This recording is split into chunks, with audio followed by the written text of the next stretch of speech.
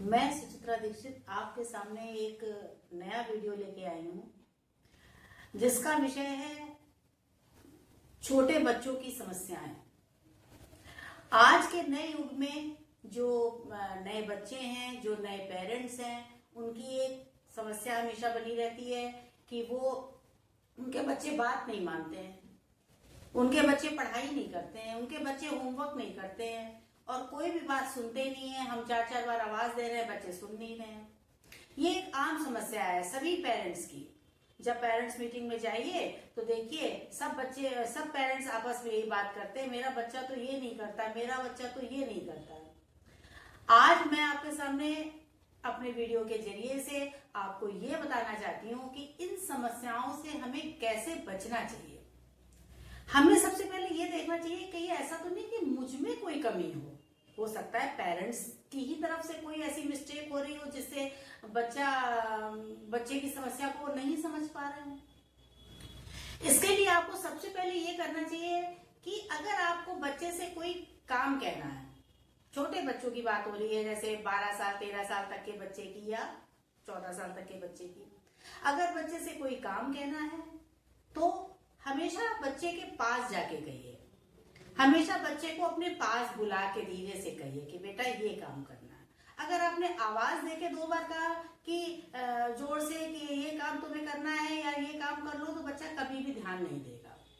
और एक चीज का हमेशा ध्यान रखना है कि बच्चा जब स्कूल से, अगर लोग पेरेंट्स ये कहते हैं कि हमारा बच्चा बहुत चिड़चिड़ाता है, बहुत नाराज होता है, बहुत गुस्सा करता है, तो पेरेंट्स को हमेशा इस बात का ध्यान रखना है कि बच्चा अगर सो के उठा है तो सो के उठते ही से कभी उसको किसी बात पे डांटा ना जाए, या स्कूल से आया है, स्कूल से आने के बाद ही उसकी किसी बात पे उसको कस के डांटना पिटे। क्योंकि उस समय वो क्या होता है, स्कूल से आने के बाद वो अपने को एक ऐसा महसूस करता है कि मैं बड़ी सेफ जगह आ गया हूं, मैं अपने घर आ गया हूं। इसलिए उसको अगर वहां पे भी इस तरह से माहौल मिलेगा कि आते ही से उसको डांट पिटने लग जाए या सुबह सो के उठा उसको डांट पिटने लग जाए, तो बच्चा हमेशा चिड़चिड़ापन उसका बना रहेगा। और धीरे से, और बच्चा, अगर आपको ये लग रहा है कि हमारा बच्चा होमवर्क नहीं करता है या हमारा बच्चा ठीक से नंबर नहीं लाता है, तो हमेशा हमको इस बात का ध्यान देना है कि हमारे बच्चे ने, अगर घर पे आपने मम्मी अगर घर में बच्चे को पढ़ा रही हैं तो उनको ये ध्यान देना है कि अगर उन्होंने 5 क्वेश्चन दिए हैं, उसमें से अगर उसने 1 क्वेश्चन सही किया है, 4 गलत किए हैं, तो उस 4 के लिए डांटे नहीं बल्कि 1 की तारीफ करे। उस बच्चे की जो उसने 1 आंसर किया है, सही किया है, उसकी तारीफ करे। ये नहीं है कि आप बस 4 के लिए डांटी जा रही हो और 1 के लिए आपने उसका ध्यान ही नहीं दिया। तो इस बात का असर हमारे बच्चे पे बहुत ज्यादा पड़ता है। और अगर हमारा बच्चा 1 की तारीफ सुनेगा तो उसको ये लगेगा कि हम अगली बार और ज्यादा सही करें। और हमें इस बात का भी ध्यान रखना चाहिए कि अगर बच्चे ने घर में आपने कुछ काम कहा या बच्चे ने कोई अच्छी पढ़ाई करी, तो उसको छोटे छोटे रिवॉर्ड्स दे।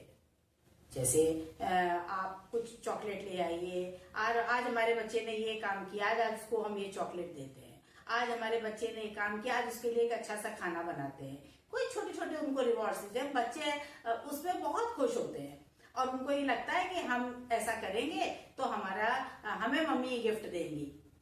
और हमें जो भी स्कूल के टीचर्स हैं, जो लेडी टीचर्स हैं या जेंट्स टीचर्स हैं, अगर वो मेरे ये वीडियो देख रही हैं तो उनको भी इस बात का ध्यान देना है कि अगर क्लास में बच्चा कुछ अच्छा कर रहा है, थोड़ा सा भी अच्छा कर रहा है, ज्यादा कमजोर बच्चा है, अगर उसने थोड़ा अच्छा किया तो उसको अप्रिशिएट करें।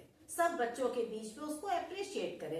ये नहीं कि जो उसने गलतियां करी है सिर्फ उसी पर ध्यान दिया जाए। तो हमेशा पेरेंट्स को इस बात का ध्यान देना है कि हमें अपने बच्चे से अगर कोई काम कहना है तो उसको हमेशा पास बुला के कहें, हमेशा प्यार से कहें, और शुरू शुरू में उसको थोड़े थोड़े रिवॉर्ड्स देके उससे काम कराएंगे, धीरे धीरे उसकी आदत बन जाएगी। नहीं मम्मी, फिर वो खुद ही कहने लगेगा नहीं मम्मी हम कर देंगे, क्योंकि उसकी हैबिट बन जाएगी काम करने की। हमेशा पेरेंट्स को इन चीजों का ध्यान देना है। हर वक्त बच्चे पर कसाई करना भी जरूरी नहीं है, उस पर उसके पोलाइट होके बात करना बहुत जरूरी है, उसकी भी समस्याओं को समझना जरूरी है। और आप इन चीजों का आप ध्यान दीजिए, और तो देखिए धीरे धीरे करके आपके बच्चे की समस्याएं कम होने लगेंगी, और आप बच्चा अपने आप को आपके हिसाब से सेट करेगा। और आपके हिसाब से पूरी तरह से सेट नहीं भी करेगा, उसकी अपनी पर्सनैलिटी है, अपने हिसाब से वो धीरे धीरे अपने को सेट करेगा। तो आज का वीडियो आपको हो सकता है पसंद आए, हो सकता है आपको लगता हो कि ये समस्याओं से मेरे बच्चे की समस्या दूर नहीं होगी, तो आगे मैं और भी आपको समाधान बताऊंगी। तो आप इसके लिए बने रहिए पोएट्री आर्चीव 1906 में। और धन्यवाद।